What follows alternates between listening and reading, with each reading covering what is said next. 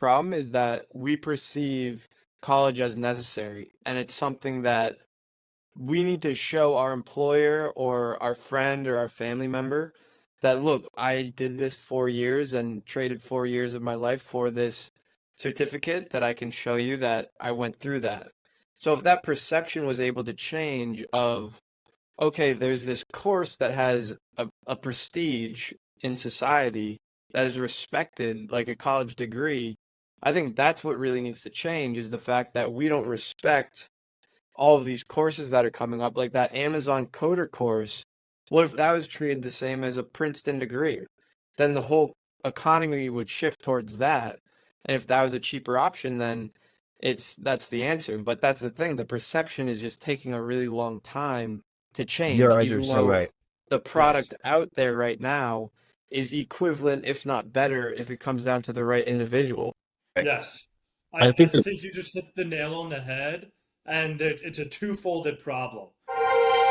Welcome to Your One Podcast, where future leaders take on the complexities of today. All right, welcome back to Your One Podcast, episode 24, where I'm joined once again by the insightful minds of Micah McNeil, Felipe Segura, and Zachary Frilly.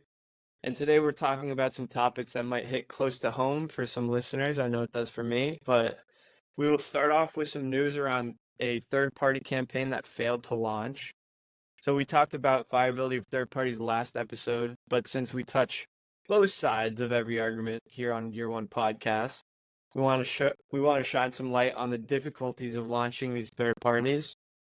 And then we will go into some consumer debts information and some numbers surrounding the position us millennials are in when it comes to credit cards and student loans and how the perception of education is changing. So first, let's start off with the third-party topic.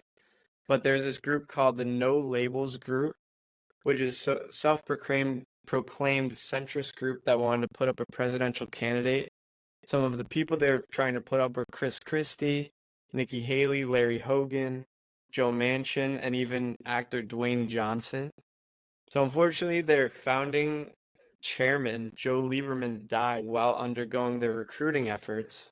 But outside of this, what do you guys think was the main reason for their failure? I can step in here. I think it comes down really to an issue of incentives. And I think for all the talk that everyone's been saying in the past decade or whatnot of we need a third party, a more centrist party, something that can unite people in the middle, it kind of goes to show that the incentive structure within Washington is set up so that you do not create like a centrist party, because most likely whoever would have been the no labels candidate probably would not have won, and they would have shunned all future opportunities to stay in Washington and get a position in some administration. Some of these candidates are 50 years old. It seems like that's young in today's time because you can be 80 and still get different positions within government. So yeah, I think this just demonstrates how difficult it is going to be to kind of break the two-party system. I agree. And look, it's going to take a true visionary and a true patriot to really spearhead this, somebody who really loves our country and sees a long-term vision with the third parties. Because to Felipe's point, frankly, they're not going to win, right? And they're going to have to lose. There's going to have to be maybe who knows how many cycles worth of good third-party candidates that are willing to fall on the sword and lose for the potential for somebody to win at the presidential level. Might be easier at the state and rep and Senate level, but they're not going to win in the beginning, and that's just a fact. And I think that we need to understand that that's what's going to be the case, but it's going to be worth it. And it is hard, especially in a zero-sum game like politics, where you can spend a lot of money, but if you don't win, you have absolutely no ROI to show for it. And that sucks in the zero-sum game. So it's going to take a true visionary and a true patriot. Let's dive deeper on the No Labels Party, though. What went wrong? Why didn't they even get a candidate up? As you mentioned, their head guy, Connecticut Senator Lieberman, died. I mean, that's just unfortunate. Bad timing. They were sitting on $70 million That seems like enough to really launch a successful campaign. Nobody really wanted to sign up with them because they said that they weren't going to choose anybody that they didn't see was going to win, which is completely contradictory to what I just said. I don't know in what world they see a pathway for them to win their first time around a presidential election in the United States when most people in America probably don't even know that the Label Party exists. So maybe they were shooting too high there, but I think this doesn't mean, even though I'm sure a lot of pundits will point to this and say, this is why third party is bad. This is the death of the third party movement. I reject that completely. I think that we learn from the mistakes of the no label party and move on confidently. Do we not think that RFK is somewhat that person that is leading the charge and being able to go out there and say, yeah, I'll lose for the sake of the third party candidate being more popular? Yeah, I think so. I think what the point that Felipe first brought into, it's like these people really didn't want to just shoot themselves in the face, right? It was Haley and some other great, big Christie as well-known Republicans, and like if they did do this and they won out on this leg, there was no returning, right? So if they were to take that leap of faith, there was no going back. Whereas RFK is not involved, right? So he can sort of take that leap of faith and open this door back for the viability of third-party candidates. So God willing, I hope he is that driving force to show that this is actually a real possibility. And we owe him a debt of gratitude. I mean, most likely he won't win, frankly, but we owe him a debt of gratitude for putting himself out there and for leaving, as Mike and Felipe both said, the comfort of your party, right? It's like leaving the nurturing breast of your mother to go out in the woods by yourself. And it's very intimidating. And so we really do owe RFK Jr. a debt of gratitude for putting himself, his family name, his family legacy, and his reputation out on the line. I said it last podcast and I'll say it again. He is walking now so that future third-party candidates, independent candidates, will be able to run. Yeah, I'm very interested to see what happens to RFK and the whole campaign. So we will stay close to the topic for you listeners, very curious, but wanted to transition into the main topic for today, which is consumer debt, and want to give some information for us grappling with consumer debt as young Americans. But for me, I know this is extremely close to home because I went to a private school. I know all of you did as well. And it seems like when you go to a private school or have a bunch of student loans, you sign up for overhead until you're 35. And I know for me and others, like we take that into consideration for every financial decision we have to make from now until then. And on average, millennials have $42,637 of student loan debt, higher for some, lower for others. And then Generation X, which I found interesting, was 48,733. So some of our parents may be taking on loans for millennials, but millennials make up 43% of the total student loans because we obviously have more than our parents, or kids are taking out loans in their name more often. But in terms of like how that impacts us now, the average monthly minimum payment for graduates is around $500, and that could be $1,000 if you have double the debt. And then the average rent in America is $1,388. Food, other expenses around $1,000 plus, and that's without so that's $2,888 just to live, no savings, no going out, no nothing. And my question to you is, if you were a senior in high school, knowing what you know now, would you still go to college? Yeah, I think there's two levels to this question, right? Well, really three. One is the numbers around consumer debt in general. Consumer debt up 4.4% to $17.1 trillion in 2023, which is actually a slowing growth rate. It grew 7% from 2021 to 2022. So it is starting to slow off a little bit, but the highest growing category is credit card debt. So bad debt. And then the other one is college big picture, and then finally it's college independently. I think that the college big picture question is very interesting. And there's some in preparation for this conversation. There's some data that I found. Here's a question for you guys. Guess what percentage of Americans in 1950 held a college degree? 1950, Yeah. and not a lot of I don't know, 5%, 5 to 8%. I'm gonna go high, 20. Micah's on the money. 6%. Wow. 6%. And now it's around 37%. This is separated for gender for those that are listening, the male and female, but it's grown exponentially. With that said, so that there's a lot more college graduates, right? With that said, the wage gap for recent graduates is significant. So if you're working full time and you're 22 to 27, if you went to college, you're earning on average $24,000 a year more than your peers that did not go to college. So that's something to consider. And then finally, and this I think goes on to the personal question of whether it's worthwhile. I think it's highly dependent on the industry that you go on to work in and the major that you choose. The most common major now is liberal arts, general studies, and humanities. Number 2, health professions. And number 3, business.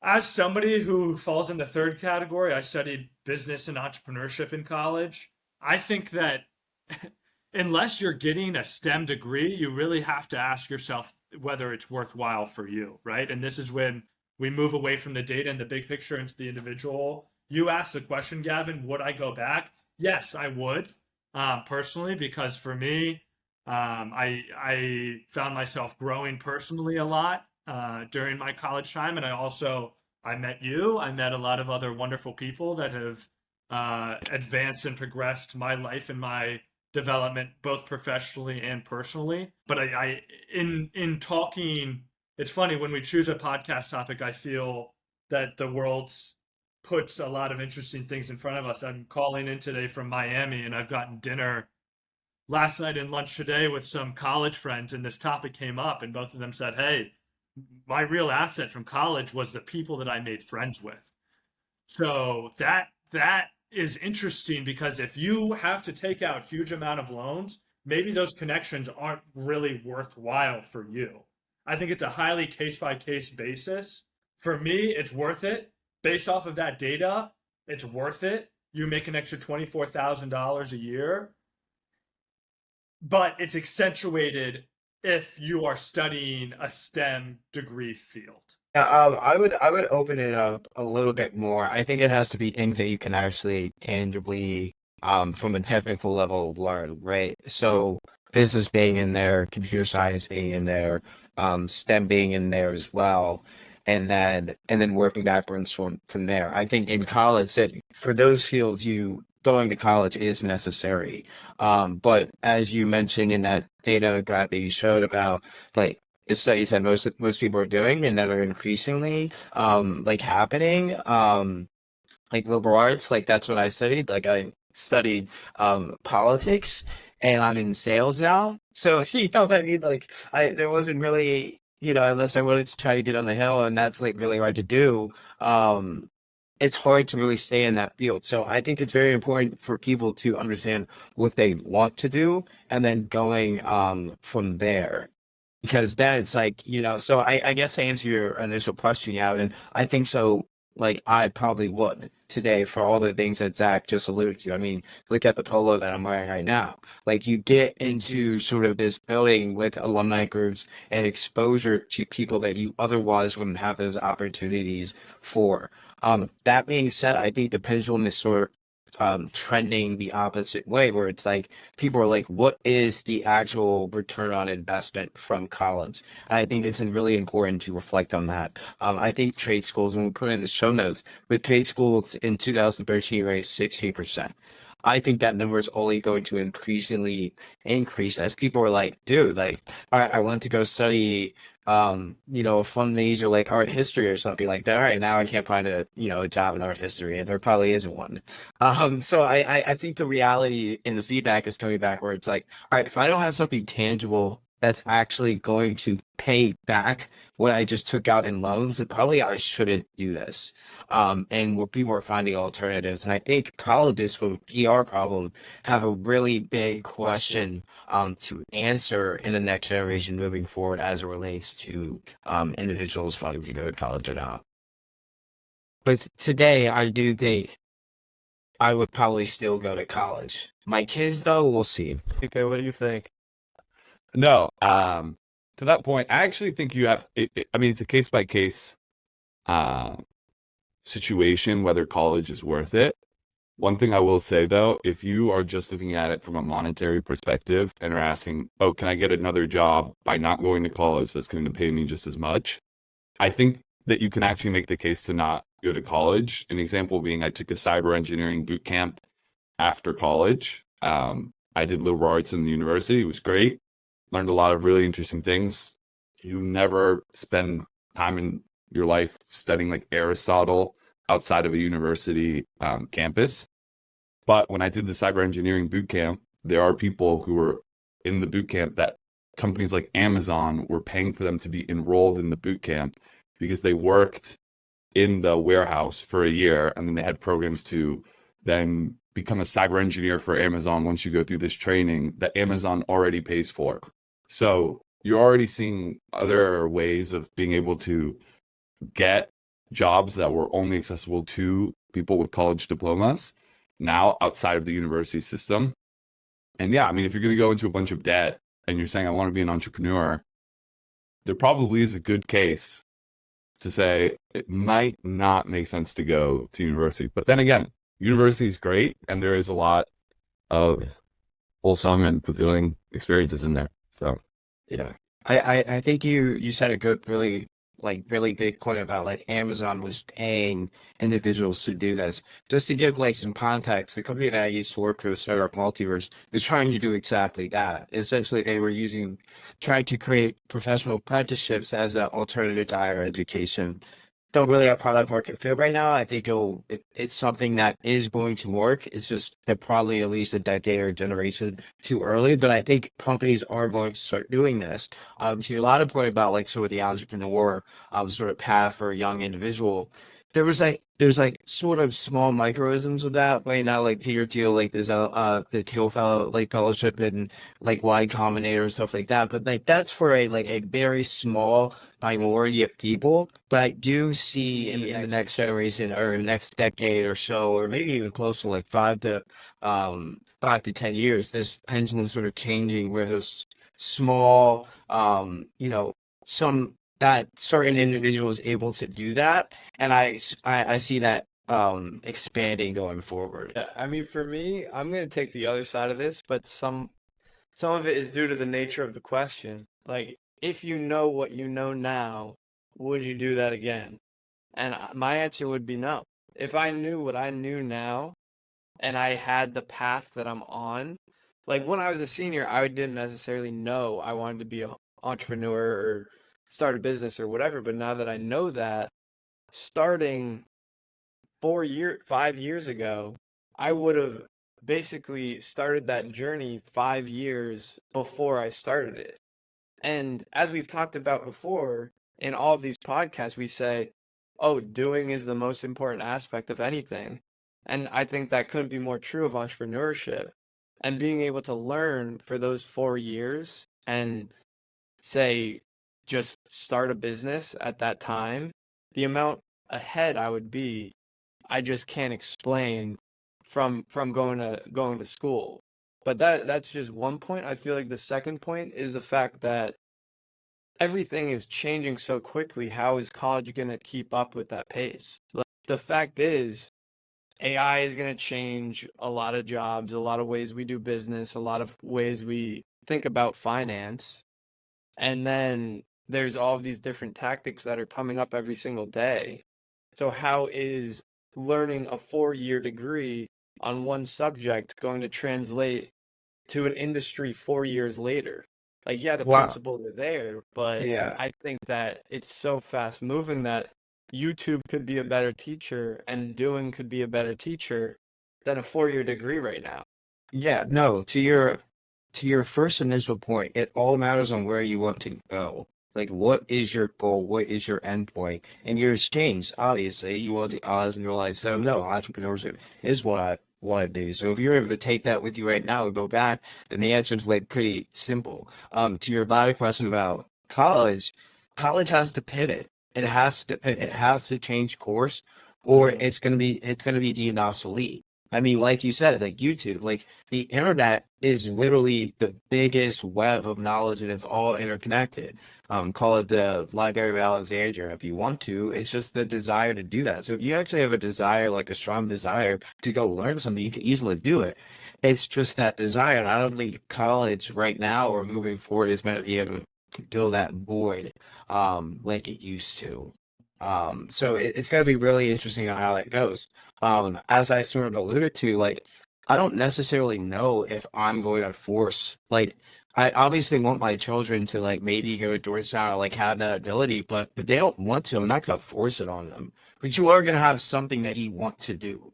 You're going to have to come up with something, whether it be a trade school or you come up with a business or something like that. But, it's definitely, I think college really, the short answer is no, college does have to pivot. And I don't know exactly how they do that, but they need to. Here's one thing I will add. What do you guys think about gap years? Like that year after senior year before you go to college, just taking that time to kind of think things through. I think it's becoming more important than ever, the Socratic know thyself, right? Because we're talking about, is college right? I mean, you can leverage college for a bunch of career opportunities. If you want to be a doctor, you have to go to college, right? But I don't know. I think that it's I think it's probably going to be growing over the next few years, and I think it's been great.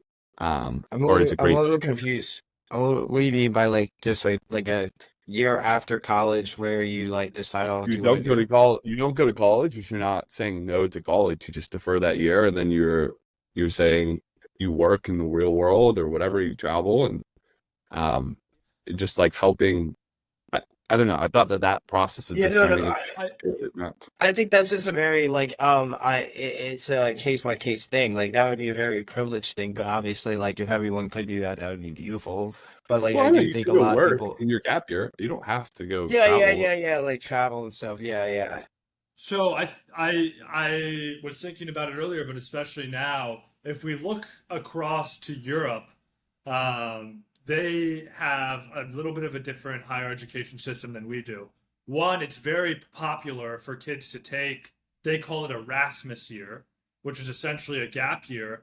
And a lot of the European countries give a stipend to the kids to go and travel because it's seen as an integral part of worldly education. Who knows if we could set that up in a similar way in the U.S. The second thing is Europeans must choose very early on, sometimes before even applying to college, what they want to study in college, and it's most likely a 3-year degree.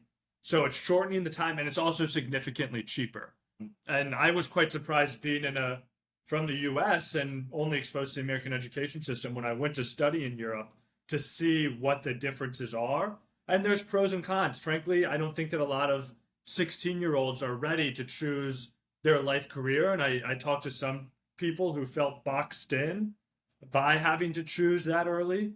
But I think that we have something to learn from the Erasmus year, the gap year, from cheaper college education and making it more affordable, and from the 3 years and doing that. I really like the way that this conversation is going in, okay, what are potential alternative solutions that we've seen or experienced? Totally. Go ahead. Like when I was doing the studying for the SAT, I took one SAT course and I did that for about 3 months. I saw no improvement. And then I did Khan Academy, which is an online school basically. And that's where I saw all of the improvement. So things like that, like a Khan Academy that can just break down courses and give that to you for free. I mean, that's what it does. And that's really what could be possible with any type of subject with the amount of information out there right now. Yeah, so my whole thing is, so like with the majors where you're probably not gonna like economically get paid for them, like I don't know, women and gender studies or art history or history, or like I can just go on and on. It's not that there isn't a place for these things in society. It's just that I don't know well, I definitely know the return on investment isn't good, but maybe that gets subsidized by government or something like that. Like people who study like early education, right? That's something that's very important. But do you need to go to 4 years of undergrad and then go to a grad program and take all of these loans to learn them? No. Maybe there should be an alternative to having to go to this sort of dormant, streamlined process of going to college. It's not saying that there's not a place for it. I just don't know if college is that place. Where college is let's find these tangible things. Let's build products. Let's find people who know how to code. Let's find our next lawyers. Let's find our next people on Wall Street. Well, good bankers, not bad bankers like we mostly have. But let's find people who are actually can make a difference on our bottom line and then worry about where our top line can go. And I think if we do that, we'll be a lot better off. But currently, we're not doing that. And you have all these people that are just going and getting all these master's degrees and PhDs and things that they are going to be paying back for the rest of their lives. And that's just nonsense. It's not helping them. It's not helping society. A core root of this problem is that we perceive college as necessary, and it's something that we need to show our employer or our friend or our family member that, look, I did this 4 years and traded 4 years of my life for this certificate that I can show you that I went through that. So if that perception was able to change of, okay, there's this course that has a prestige in society that is respected like a college degree, I think that's what really needs to change, is the fact that we don't respect all of these courses that are coming up, like that Amazon coder course. What if that was treated the same as a Princeton degree? Then the whole economy would shift towards that. And if that was a cheaper option, then that's the answer. But that's the thing. The perception is just taking a really long time to change, You're even so though right. the product out there right now is equivalent, if not better, if it comes down to the right individual. Right. Yes. I I think think you just hit the nail on the head, and it's a two-folded problem. One is, I mean, why is a college degree valuable? Why is that wage gap graph that I showed? Why is it that people in our age group make $24,000 more with a college degree than without? It's because a lot of doors are closed to you unless you have a college degree. So that's one problem, is opening those doors, reassessing, is it really necessary for this job to require a college degree instead of having that be the default? And an example of somebody who's done that very well is the former governor of Maryland, Larry Hogan, who was mentioned earlier as a potential presidential candidate for No Labels. During his executive leadership of the state, he signed a law that took out the college degree requirement for thousands of state jobs. These are things like a bus driver for the public school, administrators in back offices, things that do not require a college degree but are high paying, safe jobs. That is one essential element of it. The other one, as you mentioned, Gavin, is, and we've all mentioned, is alternative ways to deliver, to skill build, right? How do we, because that is, in essence, what college is meant to do, is to build people's skills. I was listening to the Founders podcast on James Dyson, the founder of Dyson Vacuums and other products. And he was growing so frustrated with the lack of quality engineers in his home country of England. And he went to the Secretary of Education and complained. And the guy said, you know what? I'm sick of hearing you complain. Why don't you just go and start a college? And he did. And this year, they're going to have their first graduating class. And the whole time that they're there, they're working on projects firsthand.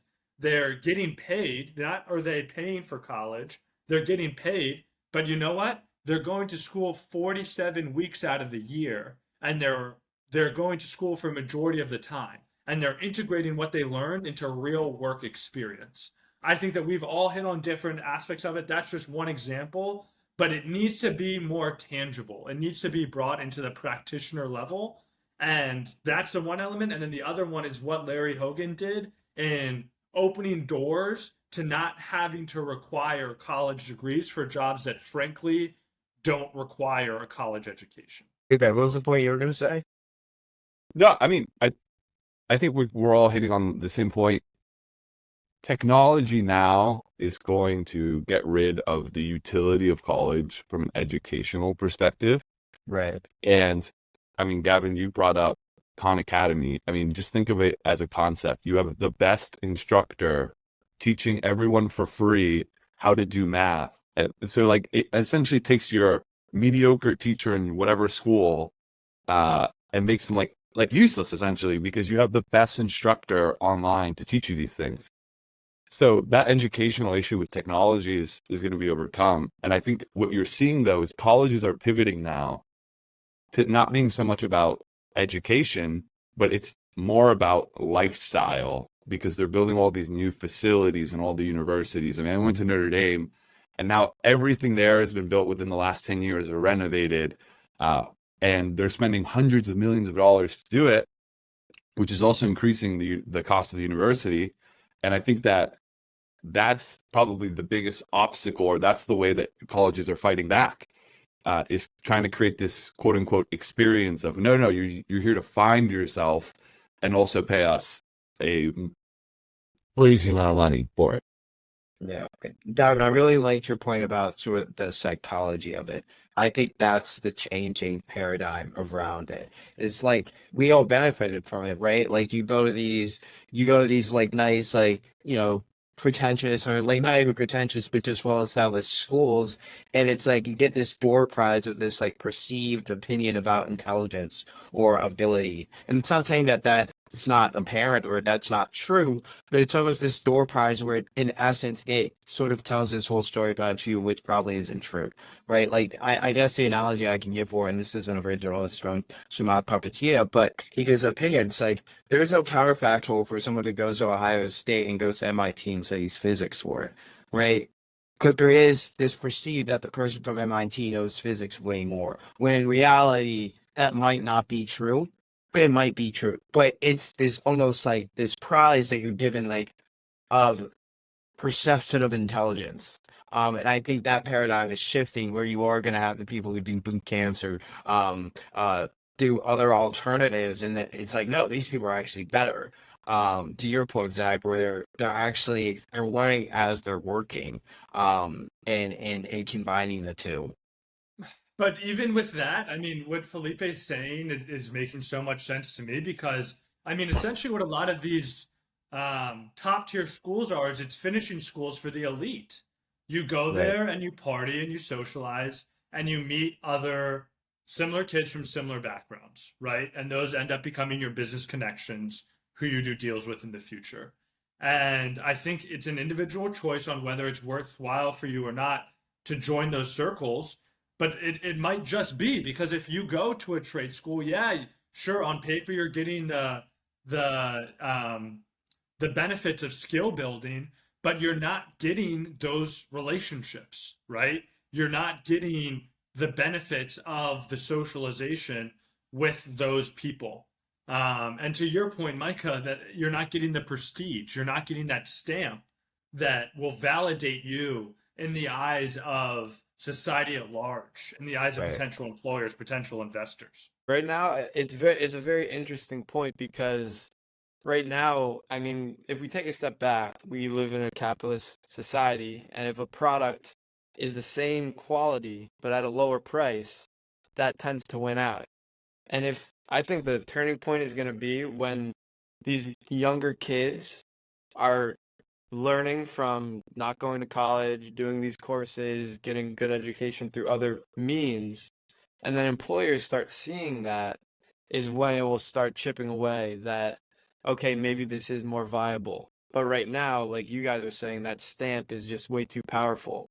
So it'll be interesting to see where this goes, but I'm sure we'll have it as an ongoing topic. But for now, it's been 30 minutes. So listeners out there, Appreciate all of you. Hope you catch the lunar eclipse tomorrow. Big day. But for I was gonna. do you guys have the lunar eclipse coming? Like, is it going to be the full sun? No idea. I feel No? like these things they You say, should oh, look it's it a up. once in a lifetime It's thing. partial. And It's they a happen all partial the solar. time. It's a solar eclipse too, by the way. It's not. Solar. Yeah. I think it's What partial. time is it at? Here it's at 11 for me. It changes based on where you are. Oh, I gotta look that up. I want to see it. Yeah. It's bound to be out of this world. Oh, and just so let you viewers know, the women's NCAA tournament is on right now, and we are coming to you live, regardless of that. Like, so just know we are committed to this. So Exactly. Catch Caitlin Clark hitting buckets and then the sun covering the moon, or the moon covering the sun tomorrow. But But most everyone, importantly, catch your one podcast coming to you live every Sunday. No breaks. beautiful. Everyone, have a great week, and we will catch you next time. See ya.